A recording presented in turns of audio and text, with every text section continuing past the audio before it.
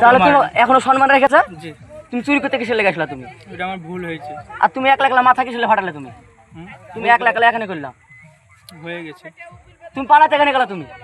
ছিল আমার একটা মানুষ অ্যাকশন করেছিল, ওই থেকে উনি আমাকে বললো যে চলো ভাই বেরিয়ে আসি, যে দুজনাতে এসেছি। কি করতে? পাটলিতে এসেছিলাম রাতে পার চুরি করতে, তাই তো? তোমরা স্বীকার করলে তো পার চুরি করেছো গোকুল চকের মাঠে। এই তোমার নাম কি?